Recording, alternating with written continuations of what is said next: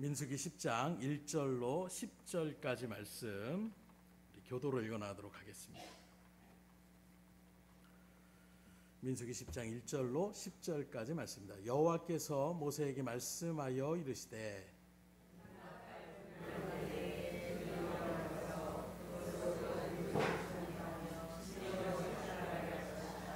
나팔 2개를 불 때에는 온 회중이 회막문 앞에 모여서 내게로 나아올 것이요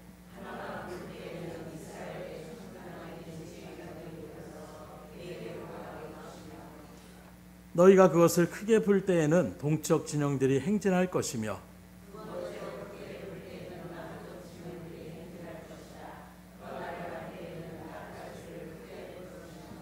또 회중을 모을 때에도 나팔을 불 것이나 소리를 크게 내지 말며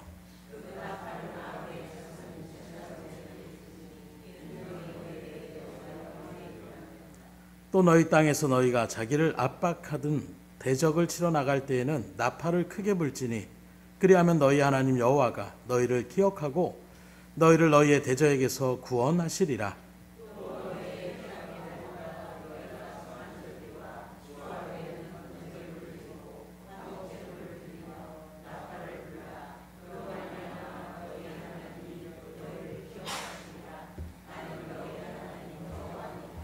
아멘.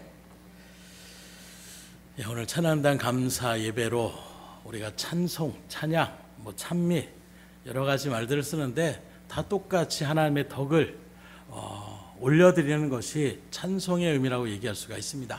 특별히 이런 찬송의 어떤 의미의 일들 가운데에 앞선 자의 자리에서 하나님의 복음을 찬양의 메시지로 그렇게 올려드리며 나아가는 찬양단의 그 찬양의 의무가 얼마나 중요한지 다시금 되새겨보고 또 그런 일들 가운데에 믿음의 성도들 또한 이 찬양이라는 것이 우리의 성도에게 선택이 아닌 의무사항이라는 것을 이 시간 같이 나누고자 할 때에 찬양을 기쁘게 하나님 앞에 영광 돌리며 나아갈 수 있기를 주님으로 축복합니다. 그래서 세상의 음악도 바라보세요. 시적으로 음악에 대한 어떤 일들 가운데서 양계장을 하는 일들 속에서도 닭들에게 음악을 들려준답니다. 식물을 키울 때에도 음악을 틀어준다는 얘기를 드려요.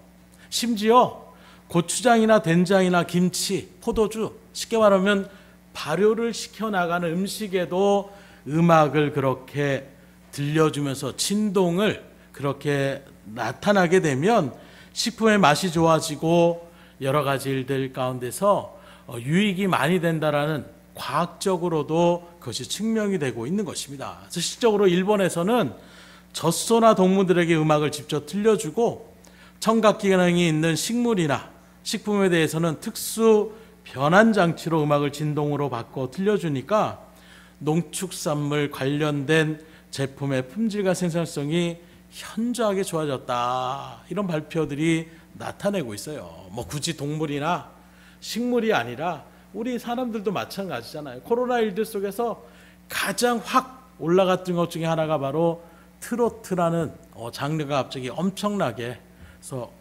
저는 한 번도 본 적이 없는데 임영웅인가요? 이런 트로트 가수를 해가지고 어머님들이 엄청 좋아한다라고 얘기를 하더라고요. 그래서 왜 좋아하는데 그랬더니 스토리가 있고 사연이 있다 이런 얘기를 하시더라고요. 그런 모습에서 그 음악이라는 것이 또 거기에 어떤 스토리가 들어가게 되면 그 사람이 하는 그 노래가 그냥 노래의 가사로 끝나는 것이 아니라 작곡가와 작사가의 어떤 의미가 아닌 그 사람, 노래를 부르는 그 사람의 어떤 마음이 그대로 전달되어지는. 그래서 그 음악을 들으면서 심지어 가끔씩 바라보게 되면 음악을 듣다가 어떻게 해요? 눈물을 같이 흘린 사람이 있고 심지어는 기절하는 사람도 있을 정도로 이 음악이 주는 영향은 굉장히 크다라고 얘기할 수가 있는 것입니다. 길게 얘기했지만 요는 그거예요. 세상의 음악도 이렇게 많은 유익이 주고 사람들의 감동을 주며 여러 가지 이런 좋은 유익을 끼치고 있는데 하물며 하나님의 영광을 돌려드리는 찬송의 자리 가운데 서는 것이 얼마나 복되고 귀한 자리임을 우리가 분명히 아셔야 된다는 거예요. 그래서 오늘 찬양을 바라볼 때에 찬송을 또 아무나 부르는 것이 아니면 우리에게 분명하게 증거하고 있습니다. 오늘 우리가 읽는 본문의 말씀을 바라보게 되면 제사장으로 하여금 음악을 담당케 했는데 곧 나팔을 불어서 하나님을 찬양하며 그 나팔을 신호로 백성들을 모이거나 또 지휘관들을 모으거나 또 전쟁에 나가기 위하여 그 마음을 다짐하거나 또 그 모든 일들 가운데서 백성들이 지내가며 나가는 여러 가지 신호의 일들을 이 나팔이라는 악기를 통해서 그렇게 신호를 주며 나가는 모습들을 우리가 바라볼 수가 있는 것입니다. 곧 이것은 나 하고 싶어야 해서 하는 것이 아니라 특별히 아론 계열에 있는 제사장의 지파들만이 이 일들을 감당할 수 있었습니다. 오늘날에 그런데 하나님은 베드로의 말씀을 바라보게 되면 우리를 왕 같은 제사장이라고 삼아주셨어요. 이제는 어떤 그런 신분의 일들이 아니라 모두가 하나님의 구별된 믿음의 백성으로서 또 우리의 복음의 소식을 전하며 나아갈 수 있는 그 은혜의 특권을 주셔서 영혼들을 살릴 수 있는 은혜의 자리, 바로 제사장의 역할이 화목의 일들을 진행하는 것이라고 할 때에 여러분들이 바로 그와 같은 사람을 부른 바 되어졌어요. 그런 모습에서 여러분들만이 하나님의 찬양을 드릴 수 있는 것입니다. 믿지 못하고 하나님을 알지 못하는 자들의 찬양은 하나님이 들으시지도 않고 받지도 않으시는 거예요. 정말로 하나님께 부름받은 믿음의 제사장들, 하나님의 자녀의 특권을 부여받은 여러분들 정도가 돼야 하나님의 찬양을 드릴 수가 있는 것입니다. 그런데 안타까운 것은 이런 일들 가운데서 찬양을 갖다가 이렇게 아름답게 드리고 또 심지어 찬양을 드리면 오늘 본문 가운데 이 9절에 바라보게 되면 나팔을 크게 불지니 그리하면 너희 하나님 여호와가 너희를 기억하고 너희를 너희의 대적에서 구원하시겠다. 놀라운 하나님의 구원의 역사를 펼치시겠다라고 우리에게 선포하고 있음에도 불구하고 정작 우리가 찬양을 드리지 않는다라면 어떻게 되겠어요? 주일학교를 담당하고 또 학생들을 하면서 그런 느낌이 들어서 제가 했던 그 시대에서는 모이면 찬양이 막 넘쳐났어요. 찬양을 드리는 것 자체가 교회에서 그때는 컴퓨터나 이런 것들이 아직 발달되어지지 않는 그런 일들 속에서 그냥 교회에 모여서 찬양 연습하고 율동 연습하고 그냥 찬양만 불러도 악기만 그냥 연주할 수 있어도 그렇게 즐겁고 기분이 좋은, 그래서 많은 교회들이 정말 음악이 흘러넘쳤던, 그런데 어느 순간에 주일학교도 바라보게 되면 이 PPT가 뭡니까? 아는 것처럼 이전에서는 뭐죠? 이걸 뭐라 그러죠? 이절지 같은 큰 일들에 일일이 글자를 써가지고 그걸 한 칸씩 이렇게 넘겨서 그걸 보고 아이들이 막 신나게 율동하며 찬양하며 나아갔던. 근데 요즘은 그래도 우리 등대께 다시금 새바람이 불어서 아이들은 많지 않지만 정말 찬양할 때 막 팔딱팔딱 뛰면서 찬양을 하더라고요. 근데 이전에 좀 아이들이 있을 때에, 처음 제가 부임해서 왔을 때에도 아이들이 입을 열지 않아요. 찬양을 드릴 생각을 아예 하지 않습니다. 학생들은 더더군다나 안 하더라고요. 찬양을 드리면 큰일 나는 줄 아는 정도로 야 너희들 왜 이렇게 찬양을 안 하냐 할 정도로 정말로 입을 꾹 다물고 찬양을 안 드리려고 하는 거예요. 그걸 깨트리려고 몇 번 같이 찬양하자 했던 일이 있는데 오늘 정말로 여러분들도 마찬가지예요. 아유 이거 찬양은 지금 앞에 선교단이 찬양단이 하는 거지. 나 이 찬양 모르니까 안 해야지. 그냥 마음을 닫아 걸고 찬양을 안 하면 안 된다라는 거예요. 찬양은 우리에게 주신 특권이요 의무라고 하는 것입니다. 의무는 뭡니까? 반드시 지켜야 된다는 것을 이야기하고 있어요. 이런 모습에서 역대하 20장에 바라보게 되면 우리가 잘 알고 있는 놀라운 기적의 사건이 나타납니다. 곧 여호사밧이라는 왕이 나라를 다스리고 있는데 군대가 세 족속이 모여서 이 이스라엘 백성들을 치려고 그렇게 나온 것입니다. 그래서 모압과 암몬과 마온이라는 이 세일상고민까지 그 세 족속이 연합을 해가지고 오늘 요즘 말로 얘기하면 다국적군을 마련해서 이스라엘을 쳐들어온 거예요. 숫자적으로 군사적으로 위기의 순간이 아닐 수가 없는 것입니다. 이때의 여호수아 다방이 어떻게 할 수 없는 그 위급한 상황 가운데 하나님 앞에 나가서 기도를 합니다. 하나님 어떻게 해야 됩니까? 그랬더니 하나님께서 야하시엘이라는 선지자를 통해서 그에게 방법을 알려주는 거예요. 근데 그 방법이 바로 무엇이냐? 성벽을 더 튼튼히 쌓고 군사들을 이렇게 배치하고 시적인 어떤 우리가 생각하는 그런 어떤 군사적인 전략이 아니라 들으면 이게 무슨 엉뚱한 소리야 라고 할 정도로. 그래서 어떤 일들을 지시하느냐? 노래하는 사람들을 뽑아가지고 그들에게 예복을 입혀서 찬양을 하면서 앞으로 나아가라, 이런 명령을 하시는 거예요. 아니 지금 창칼이, 아니 멀리서 화살을 쏘면 그 화살에 그냥 맞아서 죽을 수도 있는 이럴 될 건데 뭐 무장을 하는 게 아니라 예복을 입혀서 노래하는 자들로 찬양을 부르면서 나가게 한다. 이게 이해가 되십니까? 그런데 하나님의 선지자의 말을 그대로 여호사와 왕이 그것을 마음에 새기고 백성들에게 선포하고 기도하면서 이렇게 하는 명령했으니 우리가 이렇게 나아가자 하고 그대로 순종하며 나가는 거예요. 그럴 때에 예복을 입히고 노래를 좀 한다고 하는 사람들이 예복을 입히고 앞으로 전쟁터 앞에 나갔다고 생각해 보세요. 오늘날로 얘기하면 찬양단, 성가대가 그렇게 찬양을 하면 위급한 순간 가운데서 전쟁이 일어나는데 맨몸으로 나간다고 생각해 보십시오. 마음이 어떨까요? 그런 일들 가운데 섰을 때에 오늘 여자친구 만나야 되는데 오늘 또 찬양 멋있게 했으니까 사람들이 좀 칭찬하겠지, 이런저런 어떤 세상적인 생각은 들어가지도 않을 거예요. 찬양을 드릴 때 얼마나 간절한 마음이겠습니까? 하나님께서 역사하여 주십니다. 능력이 하나님이 붙잡아 주시고 인도하여 줄 줄 믿습니다. 이 대적들을 물리쳐 줄 줄 믿습니다. 그 간절함에 심령을 담아서 아마 강력한 소리로 찬양을 그렇게 떨림의 소리로 하나님 앞에 올려드렸을 거예요. 그 찬양에 하나님이 역사하십니다. 그래서 25절의 말씀, 20절 역대하 20장 25절에 보면 바로 그때에 이렇게 표현하고 있어요. 그럼 바로 무엇을 얘기하느냐? 찬양을 하며 나아가는 그 소리에 갑자기 연합군들이 어떻게 되느냐? 맨 처음에 셋이 연합을 했는데 두 국가와 한 국가를 나눠서 두 쪽으로 붙었던 그 사람들이 한쪽에 있는 사람들을 그 족속을 다 진멸하는 거예요.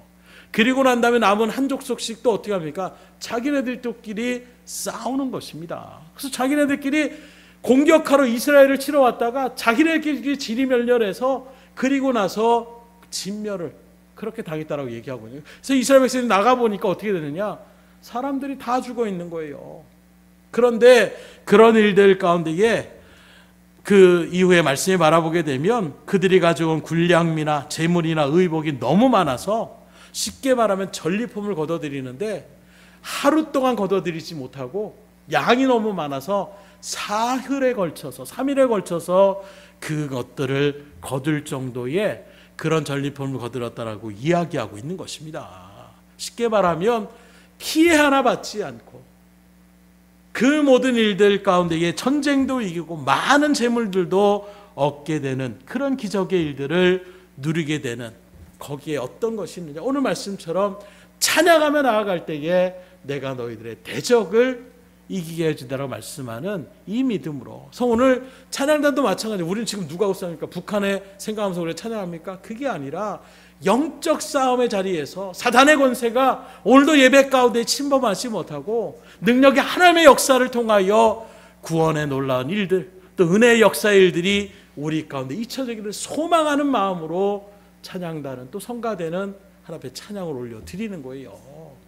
사람에게 들려주는 음악이 아니라 찬양은 오직 하나님께만 올려드리는 음악인 것입니다. 그래서 우리가 흔히 찬양을 얘기할 때에 곡적 있는 기도다 이렇게 얘기를 해요. 저도 그런 표현을 많이 하는데 물론 일면 맞는 말도 있어요. 찬양이 어떤 가사 가운데에 하나님 앞에 정말로 음료를 붙여서 기도하듯이 그렇게 올려지는 그런 모습들도 있는데, 찬송의 진정한 의미는 바로 무엇이냐? 말씀드린 것처럼 하나님의 덕을 칭송하는 노래예요. 그래서 세상의 어떤 화목이나 우리 어떤 소원을 올려드리는 그런 소리가 아니라, 그런 노래가 아니라 하나님의 덕, 하나님의 능력, 하나님의 영광을 올려드리고 증언하며 나가는 그것이 바로 찬양의 의미라고 이야기할 수가 있는 것입니다. 그렇기 때문에 찬양은 성도의 의무라고 얘기할 수가 있는데, 그래서 이사야 43장 21절에 보면 하나님 이렇게 말합니다. 이 백성은 나를 위하여 지었나니 나의 찬송을 부르게 하려 함이라. 사람을 왜 지었는가? 이스라엘 백성들을 왜 선택했는가? 이유는 무엇이냐? 그들의 입술을 통하여 내가 찬송을 받기 위해서 지으셨다라고 말씀하고 있어요. 그러기에 여러분들은 찬송을 해야 되는 사람들이에요. 아니, 이 땅에 지음받은 모든 사람들은 본래 하나님을 바로 알고 하나님의 영광을 올려드려야 되는 것입니다. 시편 33편 1절에 이렇게 또 증거합니다. 너희 의인들아 여호와를 즐거워하라. 찬송은 정직한 자의 마땅히 할 바로다. 너희들이 의인이라고 한다라면, 하나님의 거룩한 성도라고 한다라면, 정직한 하나님의 백성이라고 한다라면 마땅히 하나님 앞에 찬양을 올려드려야 된다라고 말씀하고 있어요. 그러면 제가 항상 하는 말이 역설적으로 얘기하는 거예요. 마땅히 정직하고 하나님의 백성, 성도라고 하면 찬양을 드려야 되는데 반대로 이 말을 반대로 거꾸로 역설적으로 얘기한다면 어떻게 알겠습니까?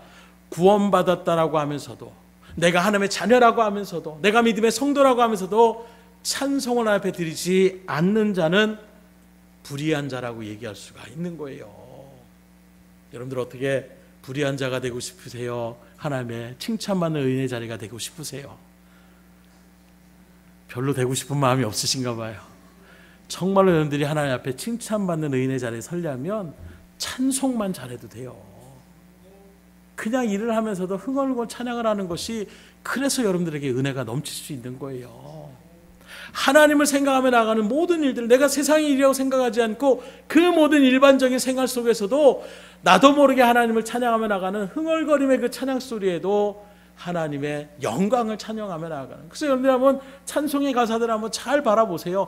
다 주님의 은혜가 무엇이고 하나님의 사랑이 무엇이고 하나님의 역사가 무엇인지를 올려드리는 그런 곡조들을 우리가 바라볼 수가 있는 것입니다.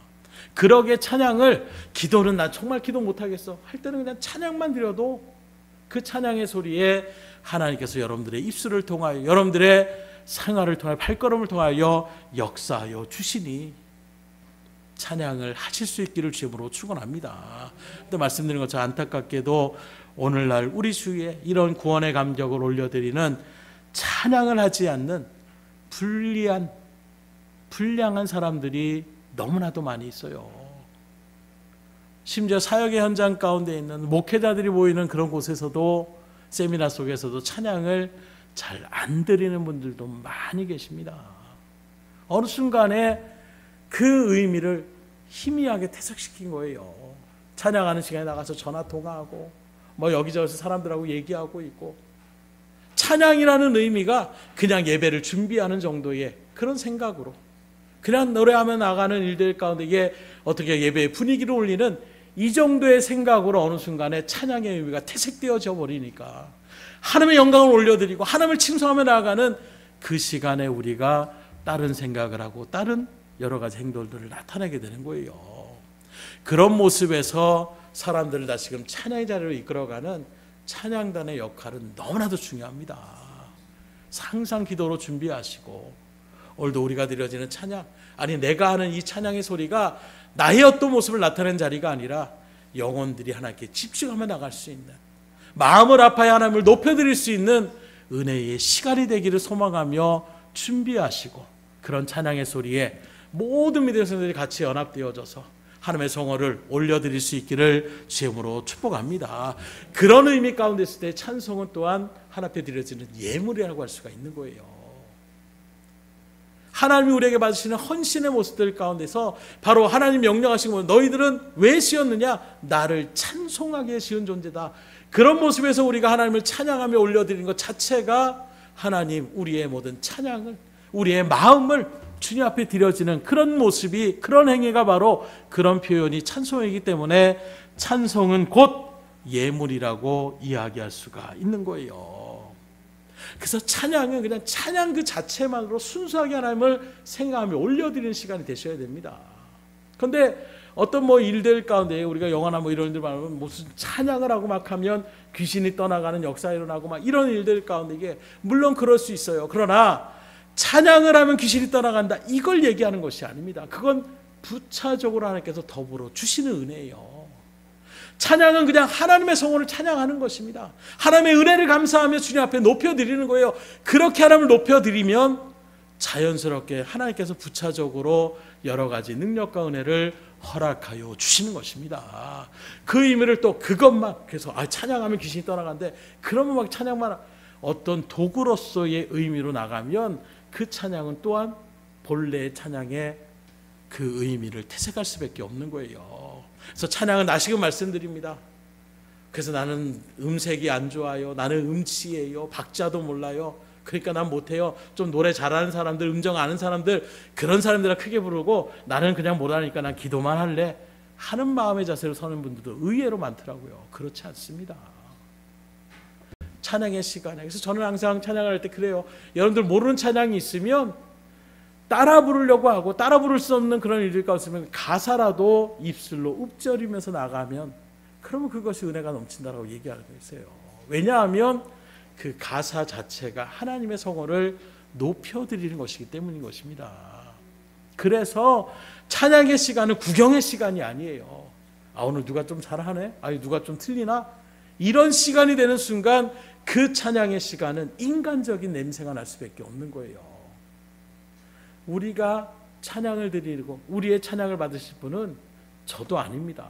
앉아 계신 성도도 아니고 또 찬양달 스스로의 어떤 난 참 노래를 잘하는 것 같아, 찬양을 잘하는 것 같아 스스로의 만족감을 위해서 나가는 것이 아니에요.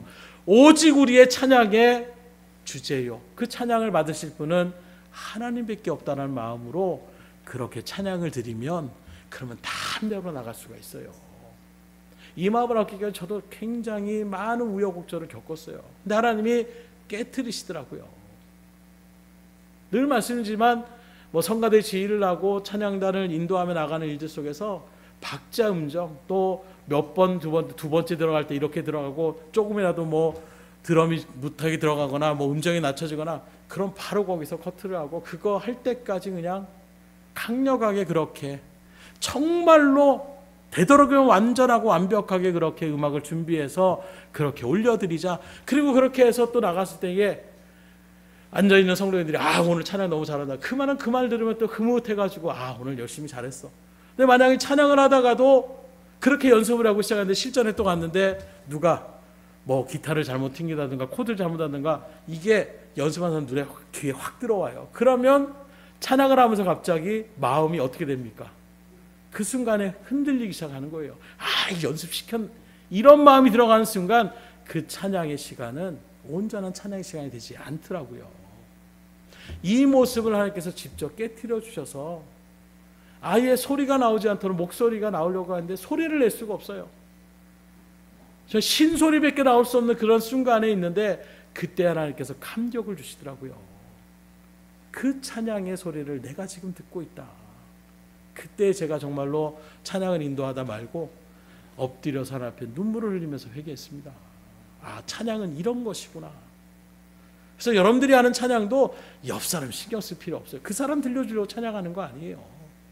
나 듣기 좋아서 찬양하는 것도 아닙니다. 하나님이 그 찬양을 듣기를 원하시는 거예요. 세상에 무슨 평가단에 앉아서 음장 틀렸네, 박자 몇 점, 70점, 80점 이거 맞추는, 하나님은 여러분들의 입술 한 사람 한 사람이 각자의 음색으로 각자의 심령으로 하나님을 높여드리는 그 찬양을 기쁘게 흡양하기를 바라고 원하시는 거예요. 그러니 주님의 찬양에 동참할 수 있기를, 하나님께 가장 귀한 예물을 찬양의 소리로 올려줄 수 있기를 주님으로 축원합니다. 더 나아가서 이런 찬양은 복음의 나팔이 될 수 있어요. 그래도 말레이시아 갔을 때에 찬양을 갖다 우리가 원어로 막 준비해가지고 말레이시아로 그렇게 준비해서 찬양을 했는데, 그래서 수요 예배, 구역 예배에서 같이 그렇게 예배를 드리는데 거기 있는 사람들이 알지 못하는 찬양이었어요. 처음에 보니까 그 나라 말로 하는데 이게 뭐야? 하고 막 신기하게 쳐다보는 거예요. 그래서 맨 처음에 우리가 말레이시아 고국어로 하니까, 원어로 하니까 신기해서 바라보는가? 이게 아닌, 그건 줄 알았는데 찬양을 못하는 거예요. 가사를 모르는 것입니다. 그런데 우리가 반복해서 그 일들을 계속해서 하니까 이제는 같이 마음을 합해서 소리가 점점 커지는 거예요. 나중에는 막 박수를 치면서 같이 막 하나님의 복음 안에서, 특별히 찬양이라는 것, 말씀으로 선포할 때는 정말 사람들이 거기에 집중하기가 힘듭니다. 특별히 또 그걸 해석을 하면서 이렇게 나아가는, 통역을 해서 나아가는 일들은 참 힘들어요. 그래서 말씀 전하기도 힘들고 다른 거 하기가 힘듭니다. 그런데 찬양은 어느 나라에서도 어떤 곳에서도 찬양을 드리면 사람들이 박수라도 쳐요. 같이 거기에 호흡합니다. 그만큼 찬양이 어떤 일들의 모습. 근데 믿는 사람들뿐만이 아니라 믿지 않은 사람들과 어떤 일들 속에서 힘들고 지쳐 있을 때에 여러분들이 낮게 읊조리며 나아가는 그 찬양의 소리에 그 사람의 마음의 문이 열려질 수 있다는 거예요. 특별히 믿음의 사람들 가운데 그런 고백들 참 많이 들어요. 너무 힘들고 지쳐서 어찌할 바를 모르고 있는데 갑자기 찬양의 소리가 들려오기 시작하는 것입니다. 그 찬양의 소리가 나의 심령, 나의 괴로운 마음을 어루만져 주는 거예요. 그리고 그 찬양의 일들 가운데서 그래 내가 하나님을 다시금 의지해야지, 그래 그러한 능력이 하나님인데 내가 왜 하나님을 의심했냐라는 그런 믿음으로 다시금 회복하며 나아갈 수 있는, 그래서 여러분들이 드려지는 찬양은 복음의 나팔과도 같은 거예요. 그래서 예전에 노방전도를 하며 나아갈 때, 요즘은 그렇게 잘 하지 못하지만 항상 나가면 기타를 치고 그렇게 먼저 찬양을 하면 그럼 사람들이 와서 구경도 하는 거예요. 요즘 길거리에서 그렇게 나름대로 음악을 해가지고 그렇게 하는 것처럼 이전에 교회에서 먼저 그런 일들을 많이 했어요. 물론 모금을 하는 것이 아니라 그 안에서 복음을 선포하기 위해서 찬양을 하면 길 가는 사람들도 음악이 들리니까, 찬양은 잘 모르겠는데 음악이 들려지니까 거기에서 사람들의 그 찬양 소리를 듣는 것입니다. 그런 들음의 일들 가운데서 그 찬양의 소리에 마음이 깨어지고 변화되어져서 믿음의 길에 들어간 이런 간증들도 참 많이 들려지는 거예요. 그래 여러분들의 찬양의 소리가 늘 입에 달려져 있을 수 있기를 주님으로 축원합니다. 힘이 넘치더라고요. 전 특별히 가장 시적으로 제 삶의 일들 가운데 찬양이 은혜가 되는 것은 두려울 때가 있어요. 껌껌한 길을 간다거나 혼자 막 이렇게 갈 때에는 그땐 방법 없습니다. 찬양해 보세요. 순간에 내 마음 가운데 두려움이 싹 물러갑니다. 지금도 하나님은 찬양의 일들 가운데 음성으로 하나님 앞에 영광 돌리는 그 심령을 보호하시고 이끌어 주시는 거예요. 여러분들의 마음에 지침이 있습니까? 괴로움이 있습니까? 기도도 나오기가 힘듭니까? 찬양의 곡조를 하나님 앞에 올려드릴 수 있기를 주님으로 축원합니다. 하나님이 역사하여 주시는 거예요. 또 그 곡조에 같이 듣고 있었던 심령이 낮아진 사람이 그 찬양의 소리에 또 변화받고 힘을 얻고 주의 일들 가운데에 설 수가 있다라는 거예요. 마지막으로 찬송은 서원과 결단의 고백의 시간이라고 얘기할 수가 있습니다. 때로 우리가 찬송을 드리다가 가슴이 뭉클해질 때가 있어요. 저는 그럴 때가 참 많이 있어요. 그래서 찬송을 저는 너무 좋아해요.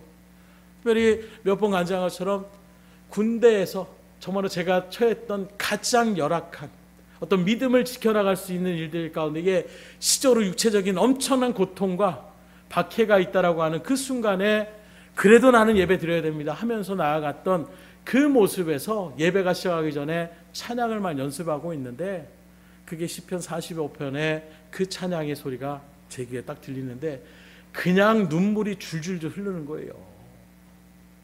뭐 말씀을 듣기 전에 그 찬양의 가사 하나가 그냥 저의 심령을 그냥 확 찔러가지고 주의 길가에 정말 하나님 앞에 영광 돌리며 나아가는 믿음의 일들 가운데 서기를 잘했다. 하나님이 결국에는 믿음을 지켜주게 하여 주셨구나 하는 그런 마음 가운데서 감격의 눈물을 그렇게 흘리며 나아가는데 그런 모습의 일들 가운데 우리가 설 때가 참 많은데 문제가 있어요. 그건 바로 무엇이냐? 찬송하는 그 가사에 우리가 음미하고 때로는 그 가사의 일들 가운데 폭 빠져서 마치 그 찬양의 가사가 내 삶을 갖다가 노래하는 것처럼 그리고 내가 온 마음을 내서 하나님을 영광 돌리며 나아가는 믿음의 고백으로 이렇게 올려드리는 그런 대표적인 찬양들도 여러분들 다 있을 거예요. 저는 나를 받아옵소라는 그 찬양을 할 때에도 정말 하나님 그 찬양을 들으면서 나를 받아주십시오라는 뭐라도 주님께서 말씀하시면 내가 주님께 쓰임받기 원합니다 하는 마음으로 찬양을 드릴 때가 참 많이 있어요. 그런데 찬양을 드릴 때는 그렇게 감격적으로 거기에 폭 빠져서 들어가는데 실상의 삶의 자리로 돌아오게 되면 그렇지 못한 경우가 너무 많다라는 거예요. 그래서 찬양을 드리는 그 시간에는 막 내가 모든 에너지를 쏟고 정말 하나님 앞에 또는 사람을 생각하든지 열심을 다해 주님 앞에 드려지는데 그렇게 찬양을 하고 나서 딱 자리에 앉아버리면 갑자기 막 졸음이 확 밀려오든가 막 기운이 쭉 빠져나가는가 이런 일 가운데 선다라면 어떻게 되겠어요? 마음을 다잡고 주의 말씀에 귀를 기울여 나갈 수 있는 그래서 시작은 예를 든다라면 찬송가 23장 같이 만입이 내게 있으면 이 찬양 다 아실 거예요. 만입이 내게 있으면 그 입 다 가지고 내 구주 주시는 종을 늘 찬송하겠네. 가사 말대로 하면 무엇입니까? 내가 입술이 10,000개가 있다라면 그 10,000개의 입술로 각자의 말을 하는 것이 아니라 온 마음을 다해서 세상에 욕을 하거나 망령된 어떤 소리를 내는 것이 아니라 오직 하나님을 찬송하는 데만 쓰겠다라는 믿음의 고백이에요. 그런데 그런 찬양을 하고 다시금 돌아가는 발걸음 가운데 타자마자 내가 뭐라 그랬어, 그것 때문에 바로 입에서 거친 소리들이 오고 나가는 이런 일들 가운데 있다라면 이게 정말로 찬양의 믿음의 온전한 고백이라고 얘기할 수가 있겠습니까? 또 우리가 잘 아는 달고 오묘한 그 말씀이라는 찬양도 마찬가지예요. 달고 오묘한 그 말씀, 생명의 말씀, 그 귀한 말씀, 진실로 생명의 말씀이 나의 길과 믿음을 밝히 보여주니 아름답고 귀한 말씀, 생명샘이로다. 아름답고 귀한 말씀, 생명샘이로다. 가사 자체를 보면 하나님의 말씀이 뭐라고요? 달고 오묘하다라고 얘기를 해요.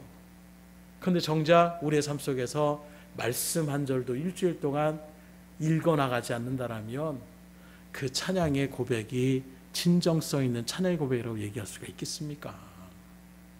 정말로 찬양의 고백에 그 일들 가운데 고백한다라면, 그래서 여러분들이 찬양을 드릴 때 내 마음의 심령을 다해서 그저 박자에 맞춰서 흥얼흥얼거리는 것이 아니라 그 찬양의 가사에 너희들이 깊은 결단과 믿음의 고백을 올리며 나갈 수 있으셔야 돼요.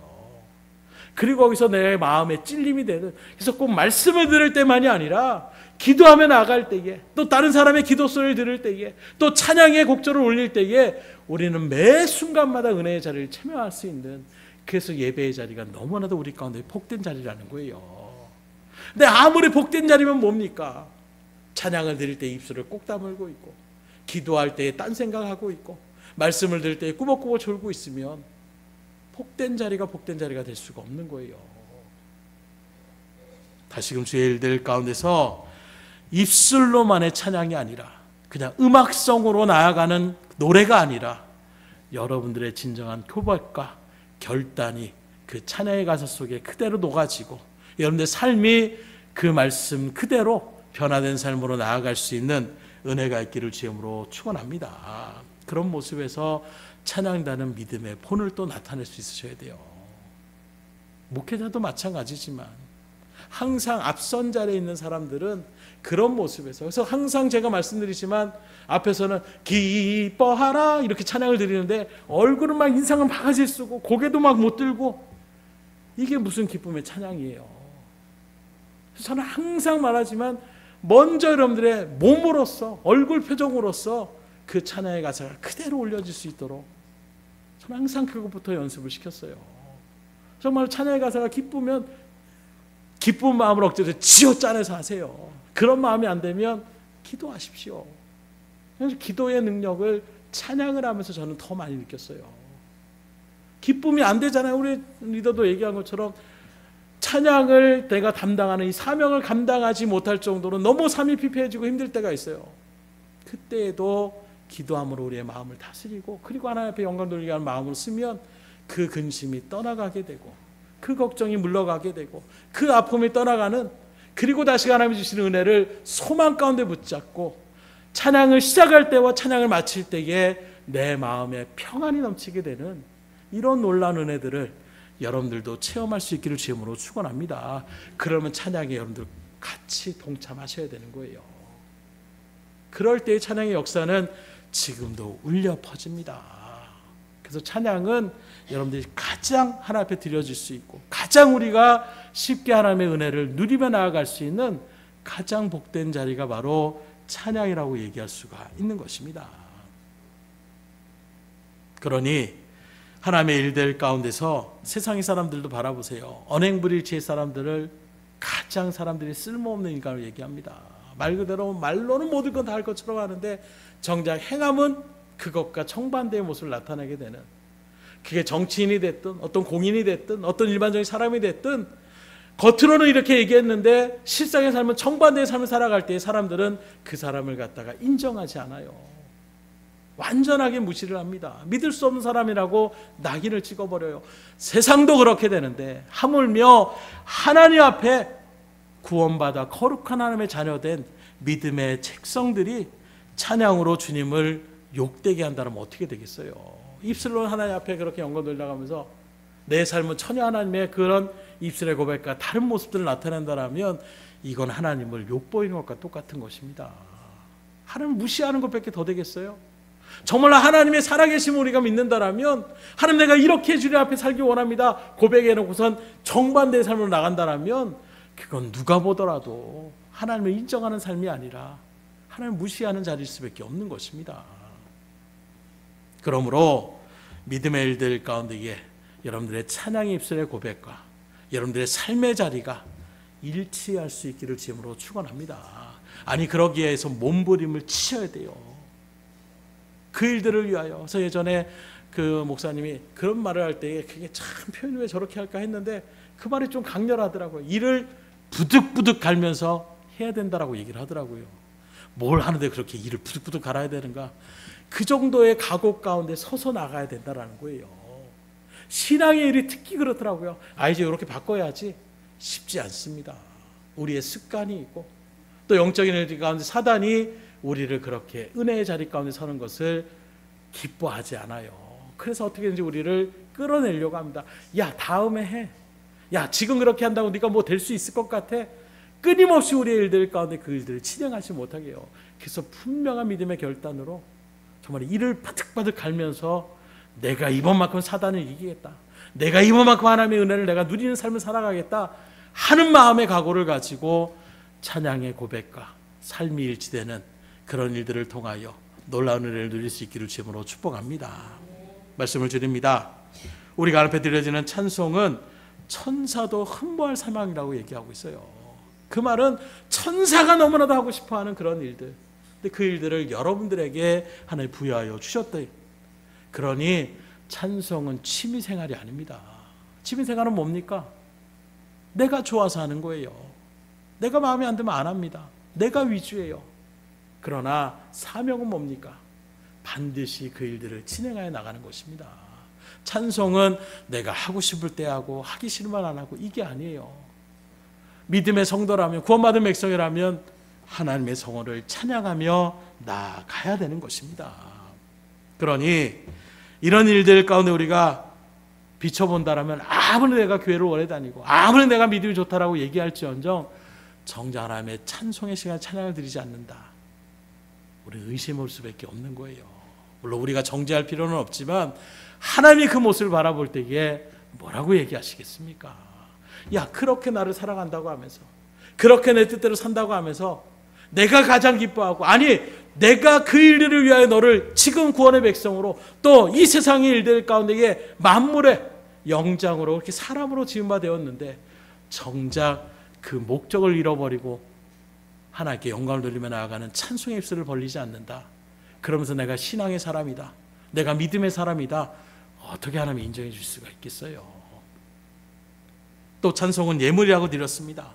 예물은 예물답게 해야 되는 거예요. 아무리 좋은 예물이라도 받아 툭 던져버리면 누가 그걸 기분 좋게 받겠어요? 찬송도 마찬가지입니다.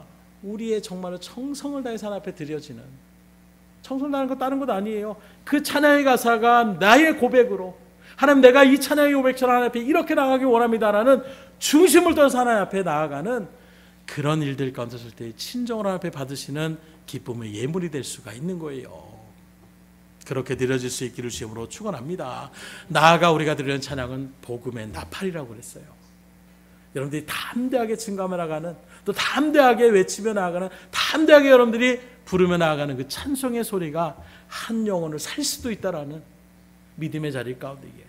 그래서 예전에 타이타닉이라는 그 영화를 봤을 때에도 귀에 익은 음악이 딱 들리는 거예요.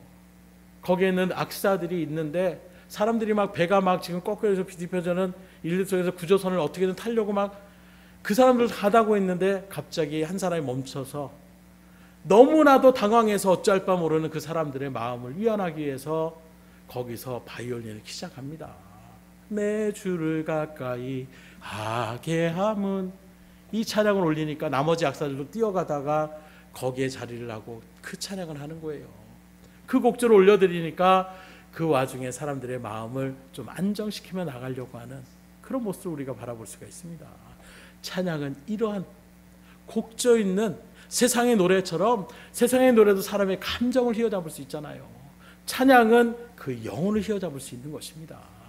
그런 마음으로 여러분들이 찬양을 습관화할 수 있기를 주님으로 축복합니다. 마지막으로 찬송은 나 자신에게 있어서 하나님 앞에 드려지는 서원이라 믿음의 결단의 시간을 얘기할 수가 있어요. 서원은 바로 무엇이냐?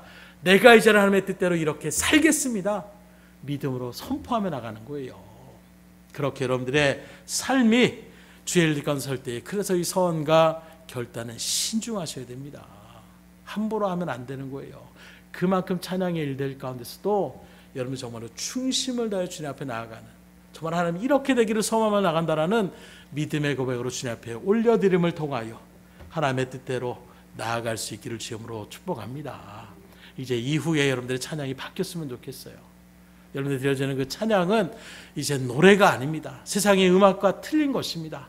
여러분들이 정말 하나님의 뜻 가운데에 믿음으로 그렇게 하나님의 성원을 찬양하며 부를 때마다 여러분들의 심령을 새롭게 하여 주실 것이고, 찬양을 주님 앞에 부를 때마다 여러분들의 심령을 뜨겁게 믿음의 일들 가운데 이끌어 주실 것이고, 여러분들의 믿음으로 찬양을 부를 때마다 그 찬양의 은혜의 축복이 여러분들 생각 가운데에 풍성히 임하게 되는 놀라운 역사를 다 체험할 수 있는, 특별히 찬양을 인도하며 나아가는 찬양단의 모든 일들 가운데에 더욱더 이런 소명감을 가지고 믿음으로 주의 성호를 찬양하는 여러분들의 발걸음이 될 수 있기를 주님으로 축복합니다.